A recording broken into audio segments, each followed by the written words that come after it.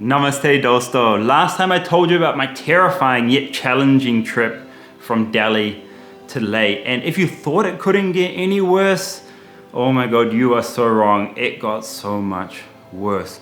Gaurav literally got run over by a huge truck.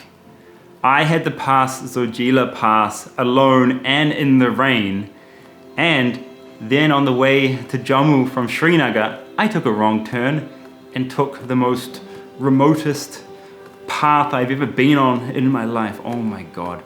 It was just one crazy, unbelievable, and quite stupid adventure that we went on in June 2017.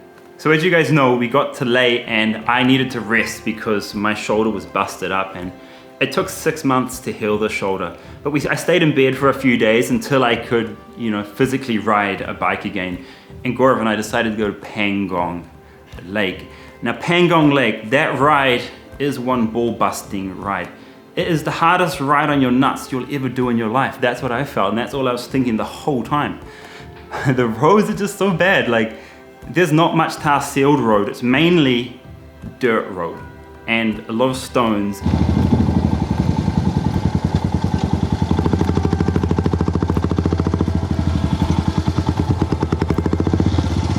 I don't think there's a restaurant around.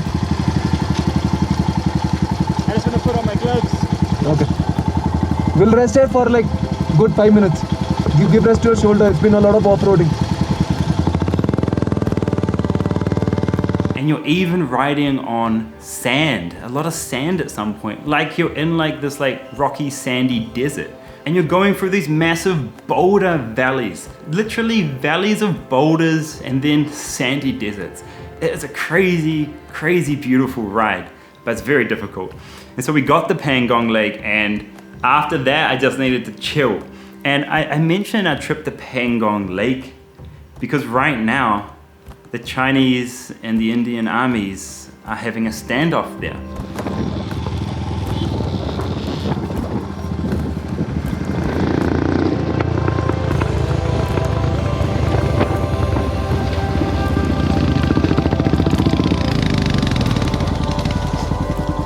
Hold on.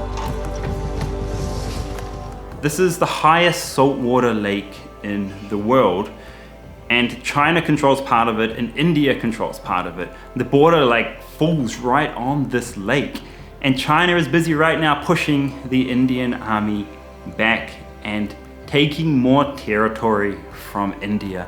It's absolutely shocking. It's which country that borders China doesn't have a dispute with China? China has disputes with everybody. They're pushing in Hong Kong. We saw what happened in Tibet, and they're always pushing here in India as well. In Ladakh and Arunachal Pradesh and Sikkim as well. So this is why I mentioned Pangong. And so this is an incredibly beautiful lake, and me and Gaurav just went straight to bed. It was so freezing. This whole entire trip was freezing, and I just remember us laying in these tents on Pangong Lake. It's a remote place. It's only set up for 3 or 4 months of tourism a year. So you're sleeping in tents, and Gaurav just held up his cell phone the entire night and we just watched movies. We watched one called, I think it was Nice Guys, some comedy. That was such a nice experience, just laying there next to Gaurav and just watching a movie. Having gone through all we had gone through the last week, it was really a bonding experience with me and Gaurav. And he's my brother-in-law, if you don't know. And so next morning we went to the Three Idiots Cafe, we had a paratha and we got out of there. And Three Idiots Cafe, because this film Three Idiots by Amir Khan was filmed at this lake, and I think it might have been what really put Leh and Pangong Lake on the tourist map, this massively loved film by Indians. So if you get a chance to watch it, because it's about the hardships that students face here in India, going to school and university, and the expectations that their family has on them. It's a very genuine, sweet and touching movie. So go and check that out. Now we got back to Leh. We stayed there for a few more days and just really enjoyed Leh. Now it was time to go to Srinagar in Kashmir. And oh my god, Kashmir Valley in Srinagar, probably the most beautiful place in India. In terms of that alpine beauty. It is just an incredible place. But so much happened on that ride. Oh god. I try not to think about it because this was probably the most scariest moment of my life, okay? Forget falling off my bike on Zoji La Pass. This was even scarier. So we had left Leh and we were on our way to Srinagar and we were approaching Kargil. And I don't know if you've seen Kargil before, but Kargil is this little town with this raging river next to it. It's absolutely incredible. But before we got to Kargil, I hate thinking about it. I was coming around a bend and just remember it was really cold. The roads had just been opened at this time and there was a lot of black ice on the road. And I remember coming around this bend before Kargil and my motorcycle started to slip out from under me. There was black ice on the road, but somehow I kept stationary. I stayed upright and I got around the corner, but it was a very, very, very slippery corner. And at that point, I knew I had to watch out for Gaurav, who was following me from behind. So I was looking in my rearview mirror to make sure that he made it around this corner okay. And that's when it happened. I'm always watching in my rearview mirror when I'm worried about something, okay? On this entire trip, I'd seen everything through my rearview mirror, and yeah, Gaurav was coming around this corner, and I literally am watching in my rearview mirror, and I'm seeing his bike slide out from underneath him, slide along the road onto the other side of the road, and a truck coming. The timing was too perfect. He literally was sliding, the truck was coming, and the truck ran over him and his bike and stopped after those first two wheels went over Gaurav and the bike. I literally saw my brother-in-law and his motorcycle get crushed under a truck. Just like that. The timing was just, it's crazy. And so I'm seeing this and I'm freaking out in my head. I'm like, oh my God, this is Gaurav, this is my brother-in-law, I love him. And he's someone who's important to me in my life. He has spent a lot of time with me, taught me a lot of things. He's the coolest brother-in-law you can have. And like, this has just happened, I've just watched it all. And I'm so worried, and as quickly as I can, I stop and I turn around and I go back. The road is so slippery when I'm turning, I'm just thinking, oh God, like, I'm thinking the worst actually. I'm thinking, you can't survive that. You seriously can't survive one of those big Indian trucks literally running you over like that. And as I got closer, I saw him pushing himself out from under the bike. Amazingly, the truck driver got out to help him, and then he stood up and he walked. And I'm just like, what the, how did he survive that? How is he walking? How is he okay? My God, I get like the chills in my heart when I think about this still. He literally came out unscathed. But his bike was another story. The bike was mangled. I do not know how he survived that. I mean, I think I do. I've been thinking about it, and I think what saved him was his crash guards and his panniers. He had crash guards on the front of his motorcycle and crash guards on the back in terms of panniers. So when his bike hit the ground, he had these panniers keeping him from the road, his legs from the road. He had the handlebars keeping him from the road, and he had the crash guards keeping him from the road. So he never actually hit the road, I don't think. The bike took, the crash guards took all the sliding on the road.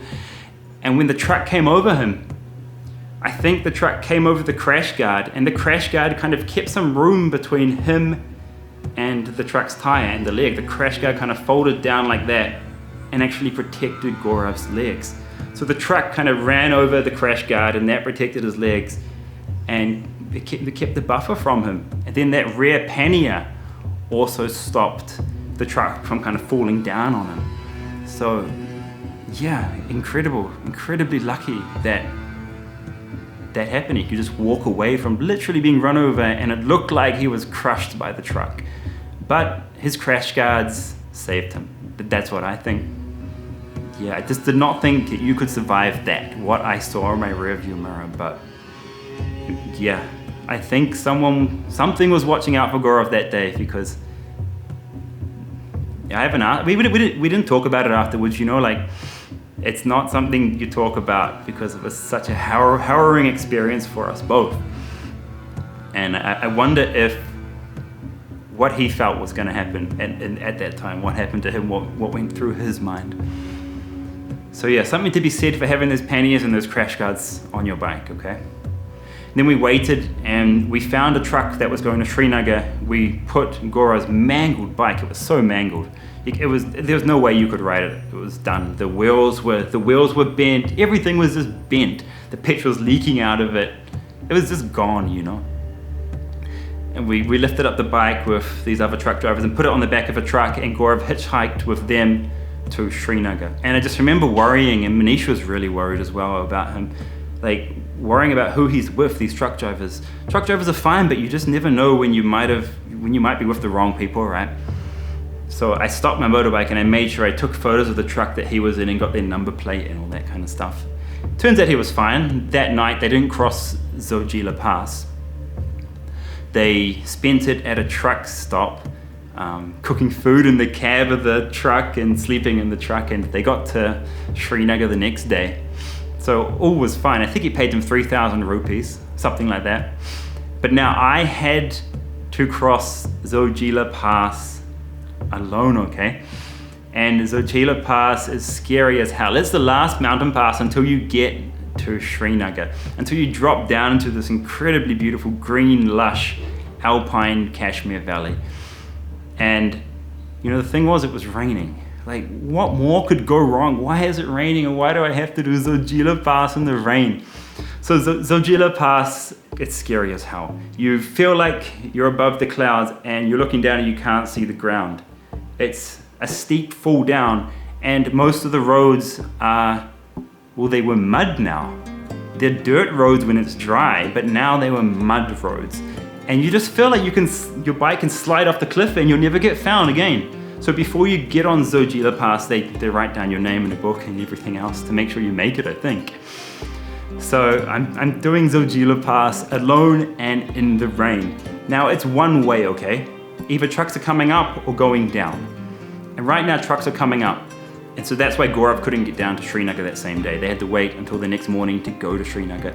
But motorcycles can cross it at any time, okay? Because motorcycles are small. So the road's only big enough for one truck, okay? And parts of the road have eroded away or just fallen away because of landslides, because it's just a mud road. And it's just really windy. You're just winding down these mud tracks, getting down to the Kashmir Valley, and it's really, really scary. You've got trucks coming up, and the truck drivers are, I just feel like they're gonna hit me every single time. So I have to keep stopping to let the truck come, and then I will go. But then sometimes trucks are coming on the same little path at the same time, and I'm like trying not to fall off the side of the cliff. Yeah, not ideal. And this wasn't the last time I struggled on this trip. So I finally got down from Zoji La Pass, and it just felt like, oh, Carl, you've survived again. No more mountain passes for you, okay? And yeah, once you get down, you just get into this alpine beauty, and people say it's as beautiful as Switzerland. That is the beauty of this place. And I've never been to Switzerland, but I can say Kashmir is one of the most beautiful places I've ever been to in my life. And so I kept riding to Srinagar. I got there, and now I'm just waiting in the hotel room for Gaurav, calling him, making sure he's okay, and he arrived the next day. And as Gaurav arrived, my friend Shamim arrived, my Kashmiri friend arrived, and guess what he had? He had woken up at 5 a.m. to make Gaurav and I chicken halim, one of my favorite dishes. And then he'd gone to the market and he brought these special Kashmiri naans. They're not as soft as a normal naan, they're quite crusty. And they're really good for like dipping into like a halim, which is like a meat soup. And these same naan breads I've seen all over Pakistan as well. There's literally these kind of fingerprints in it. It's just a beautiful thing. I love it. And so yeah, he also brought us some Kashmiri chai. It's made of saffron and a few other spices. It's beautiful. And so that was me and Gaurav's welcome to Srinagar. Like, how hospitable can you be, my friend? I'd never met this guy, by the way, Shamim. Never met him before. He's a friend of a friend. And he did all this for us, like made us halim and all, and came and greeted us. And now he's become one of my really good friends. I'm always calling him to check how he is in Kashmir, because I'm sure you guys all know the situation in Srinagar. They have been in lockdown since way before we went in lockdown because of COVID. So it's really, really tough living there at the moment. So yeah, beautiful welcome. But it was time to leave. We stayed there for a couple of days and really enjoyed it together, me and Gaurav. So Gaurav hitchhiked to Jammu, and now I had to get myself to Jammu on my motorcycle. And if you thought nothing could get any worse on this trip and I couldn't screw up again, you'd be wrong. So there's two ways to go to Jammu from Srinagar. There's one that takes about 12 hours, and then there's a way that takes like 6 to 7 hours. Now guess which way I took by mistake. I took a left turn, and I ended up on a remote old Mughal route that leads to Jammu after 12 hours. By the time I realized I'd taken a wrong turn, I was literally on another mountain pass with all these pine trees around me and just in heaven, but worried because I'm lost and I'm alone in the middle of nowhere in Kashmir, and there's barely anyone around besides a ton of army men in these areas. And so by that time I just had to stick to the route. I knew it would lead to Jammu. My cell phone was running out of battery. I didn't have a USB charger at that time. And my motorcycle was running out of petrol as well. And I was worried about my motorcycle because of that crash in Badalacha. I was worried that my motorcycle could break down at any time because I had beat it up a little bit by crashing it. So yeah, I remember I got to an army checkpost where they took my name and all. And I think they were wondering, why is this foreigner on this old Mughal route in the middle of nowhere riding? I think they were pretty amused, so we were chatting for a bit, and they like, do you need petrol or anything? Are you okay? I'm like, nah, I think I got enough petrol. Like, how far is the nearest petrol station? They told me 50 kilometers. And I was like, oh, thank God, I can make it there with the petrol that I have. You know, the whole time when you're worried about running out of petrol, you're looking at your meter the whole time. You're like, how much further can I make it? I'm in the middle of nowhere. There was very few kind of settlements or towns along this route. It's just a nightmare. It would have been beautiful if I was with friends, like with Gaurav on this route, because if you can take it, take it. It's ball busting, but it's beautiful at the same time. It's really remote. And so I kept going, got to the petrol station. Then I remember my rucksack fell off the back of my motorcycle. And I remember this Kashmiri man like yelling at me and running behind me with my bag and giving it back to me and helping me tie it back to my motorcycle. Such sweet and friendly people in Kashmir. And then I stopped for a drink and I met these 5 guys there. And there's a whole nother story around this because the weirdest thing happened at this random little store in the middle of nowhere in Kashmir. The most randomest thing happened, but I'll tell that in another video because it's really unbelievable. It was such a fluke what happened. Anyway, I keep going and I get to Jammu like 12 hours later, and Gaurav's like, what happened, man? Where were you? And he's sitting there on the bed eating KFC, and I just sat down and just said, give me the chicken, and I just enjoyed some KFC after such a day where I was just lost and just regretting all the decisions that I made on this trip, all the screw-ups I'd made. But at the same time, I learned what I could get through. I learned I could get through these massive mountain passes, that I could ride with a really sore arm, with a ripped tendon in my arm. I learned what my limits were, and I learned that I should take more care and that I should prepare myself better. I'd never traveled on such a difficult route before. So it was the most difficult time of my life, the most difficult ride of my life, but the most beautiful experience and the most challenging experience in good and bad ways. It's very bittersweet, this trip. But as you can see from the footage, you're in heaven. This is the adventure of a lifetime, and this was my adventure of a lifetime.